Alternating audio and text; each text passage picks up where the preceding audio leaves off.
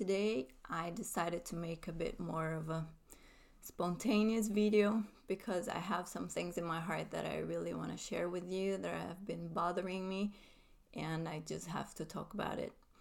And the whole thing is how we're trying so hard to be perfect and to do things so perfectly well all the time, and how that is not real, you know?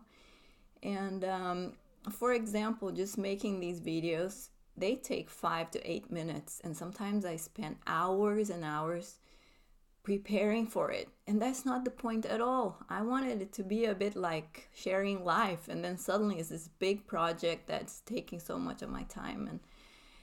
And like the kitchen, for example, I'm tidying away stuff or hiding them. And why? This is real. This is how my kitchen looks like today, and I didn't change anything. And then we spend so much time trying to make things perfect, and they're not a real picture of reality. So, for example, when I'm trying to take a picture of my kids, usually it's like, oh, they're having this beautiful, cozy moment, and I'm like, oh, I need a picture. So I go and take the picture, and then I'm looking, I'm like, oh, this is so messy around. And then I go and get stuff away and get the clothes that were on the floor, get away from there, and then, okay, one more time, smile.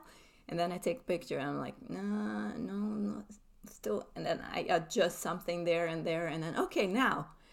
And then I take a picture that is not the real thing. And in 10 years, I'm going to look at that picture and say, this is not how my house looked like, And also another example was the other day, we were having this amazing sunset.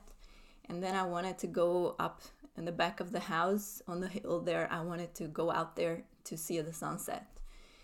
And then I went up there. And then when I got there, I was like, oh, I need to take a picture of this. So I get my phone, and then I take a picture, and it's like, oh, it's not very good. And then I start using a long time going through the camera settings and trying to get a better picture.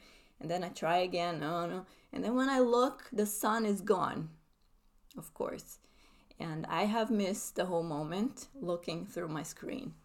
And I didn't even use that picture for anything. I didn't share it anywhere because it wasn't that good of a picture. It's just one more picture in my phone. And these moments that we photograph, these are the moments that we want to save because they're special. And many of these moments we are living through a screen. We're experiencing them through our phones. And isn't that frustrating, tiring, and just fake? So I just wanted to talk about this, and it's no wonder that people have anxiety and panic attacks and that kind of thing, because we are doing something that it's not human, I had panic attacks myself last year, and I'm not sure I'm still ready to talk about it, but I can tell you that I felt vulnerable and scared and completely out of control. I thought I was going crazy, and I understand when people have this, because what I understood afterwards was that I was carrying everything on my shoulders. I had this idea that everything depended on me. But it doesn't, and that's not what I believe in. I believe that God has control over my life, and I want Him to have control over my life because I cannot carry this by myself. But we still try, and I still live like that's not what I believe in. And there is a verse that I like very much in Zephaniah 3:17.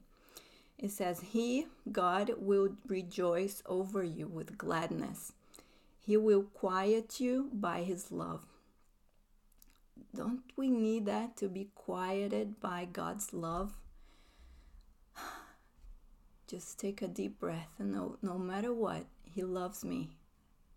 And that's where my value comes from.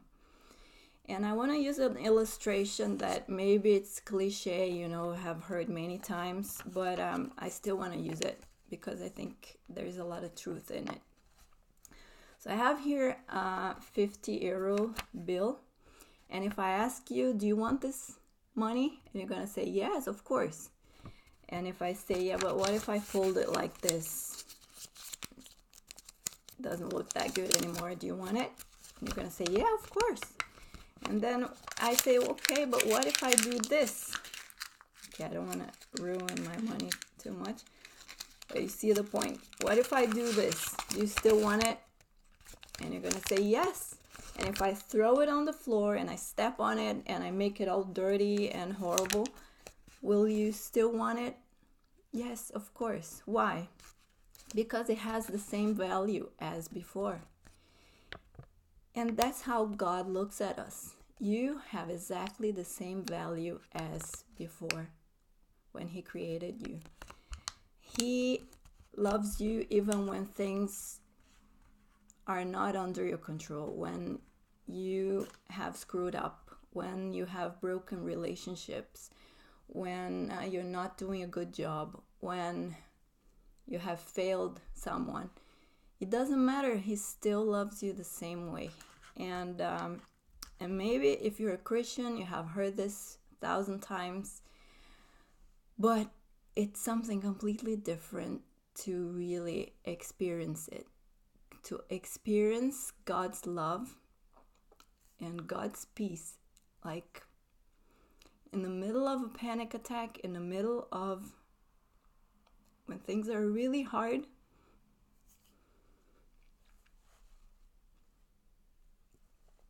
Okay, I didn't expect this to get this real, but